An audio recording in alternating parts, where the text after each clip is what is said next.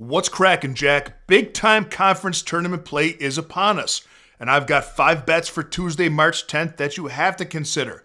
I've got Big 12, I've got Big 10, I've got 2 in the ACC, and I've got the NEC championship game. You're in the jungle, baby. Let's dance. Off the jump, it's the best bet for today's show, the Daily Sizzler. It's Oklahoma State and Colorado over 166.5. Oklahoma State scores 84 points a game and they give up 83. Colorado scores 80 a game and they give up 80. They played once this year. The line was set at 163.5 and the total went well under and finished at 152. Yet the books raised the line by 3 points in this game. What does that tell you? It tells you they're thinking the same thing I am. The first meeting, there was a lot of poor shooting. But these are two teams that really fit the angle that I like for overplays. And that is points when the clock is stopped. In other words, free throws. Both these teams put their opponent on the free throw line a ton. Oklahoma State opponents averaged 21 foul shots a game. Colorado opponents averaged 22 foul shots a game. There's an opportunity for 43 free points when the clock is stopped without the running clock. And these are two of the better free throw shooting teams in the Big 12 Conference. That's a recipe for an over with two teams that can score, that play fast, and don't play much defense. Oklahoma State and Colorado over 166.5 is today's Daily Sizzler. Here's the best part. If you're unfamiliar with mybookie.ag, it's a sponsor of the show, and they're a sports book, not an app, but a website that's legal, a big website, one of the biggest in the world, online sports books, legal in all 50 states. Sometimes I boost plays with them. In this case, I'm boosting this play, and I've taken it myself. So if you go to mybookie.ag and you bet this play, the over, in Oklahoma State and Colorado, it'll be boosted. You'll find odds better than you will on any other book, but this is the important part.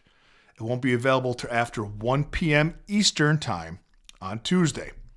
After 1 p.m. Eastern Time on Tuesday, go to mybookie.ag.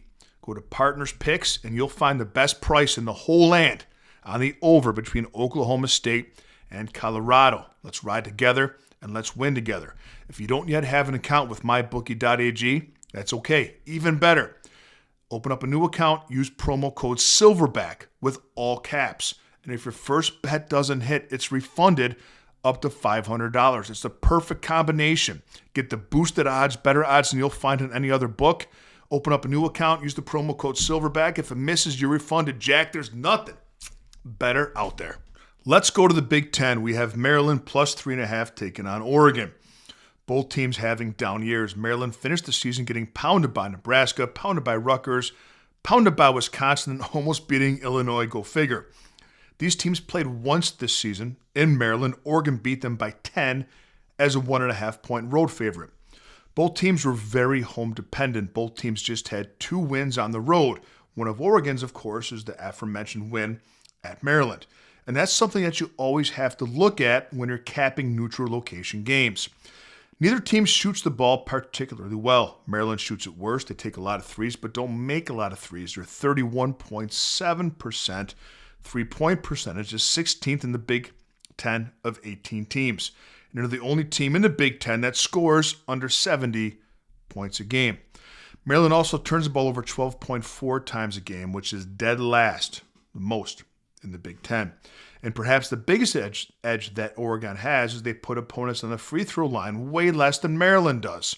The Terrapins put their opponents on the free throw line, third most of the 18 teams in the Big Ten. Only USC and Indiana offer more free points. All these disadvantages that I mentioned, Oregon doesn't do those things great. They just do them better than Maryland does. And all of that combined with the fact that Oregon beat them by 10 on their home court, I like the Ducks minus the 3.5. Let's go to the NEC championship game. Mercyhurst plus 5.5 versus Long Island. Long Island was 14-3 in conference play. Mercyhurst was 10-8. Now, I will tell you, Long Island has already clinched the NEC tournament bid to go to the big dance because Mercyhurst isn't yet eligible. They became a Division I team just 3 years ago, and you have to be in Division I for 5 years to be eligible to go to the big dance. So even if Mercyhurst wins this game and wins the conference, Long Island is already in for the NCAA tournament. Mercyhurst can't go, but I don't think that will deter. It shouldn't deter you in any way because both these teams, of course, want to win the conference championship. These two teams play twice. They split the meetings this year with each team winning on their home court. And the NEC is very unique because if it's not the only, it's one of the only conferences in which the tournament isn't played on a neutral court. Rather, the top seed hosts the game at home. So this game is on Long Island's home court. Mercyhurst did play Long Island very well, though, on their court, covering the spread and losing by just 2. Long Island was 13-1 straight up at home, very strong home court. And Mercyhurst was just 5-13 straight up on the road. But like I said, they covered when they were at Long Island before. And Mercyhurst has a 67% cover rate on the road this year. Mercyhurst is a team that Long Island really couldn't shake. They beat them by just 2 at home, and they lost to them by 8 on the road. And Long Island doesn't really pull away from teams. They have a point differential of just plus 2.3 points per game this season, which is pretty much dead even with Mercyhurst. But this is what really puts me on the Mercyhurst side with the 5.5. They take care of the ball. They turn the ball over just 9.5 times per season, which is not just one of the best in the conference, one of the best in the country. Long Island doesn't take care of the ball. Despite their first place finish in the conference, they turn the ball over more than anyone in the conference, over 14 times per game, which is very rare for a first place team. And better teams like Mercyhurst in the conference take advantage of this. I think this line should be 2.5 or 3.5. I think 5.5 is too many. I'll take them with Mercyhurst. I put free content out every single day. Treat it like a menu, take what you want, and leave what you don't. I, of course, don't bet every single game myself. If you're looking just for my single absolute favorite play of the day, you can get that for just $5. It's called my $5 favorite, and the link is in the comments section. I rolled out something at the beginning of March that's been very popular. It's called my March Madness Special. And for $50 from now until the end of the national championship, which is in mid-April, you get every single college basketball play that I make personally and bet personally, along with deep dive analysis text right to your phone. My March Madness Special, the link for that, will also be in the comments section. Also, please reach out with any questions. Now we got 2 games in the ACC we're looking at. The first one is Pitt plus 4.5 versus Stanford. Stanford was 9-9 inside ACC conference play. Finished the year strong, 4 straight wins. Pittsburgh 5-13 inside conference play, and a very home-dependent team, just 3 wins away from their home court. Stanford had a top 5 ACC road record, which again is important when you're capping neutral site location games. They played once this year, and Stanford beat them by 12. Stanford, the much better team, much more efficient shooting team, both from 2 and from 3. And they know how to draw fouls. Stanford is sixth in the ACC of 18 teams in getting to the foul line. Pittsburgh is dead last. Not many free points coming Pittsburgh's way. Stanford has 2 wins over top 25 teams this year. They were 2-3 straight up when facing top 25 AP teams. Pittsburgh was 0-4. I like the Stanford Cardinal to cover the 4.5. Staying in the ACC for our last game we're going to handle today, it's SMU minus 4.5 taking on Syracuse. They played once at Syracuse with the Orange winning by 1.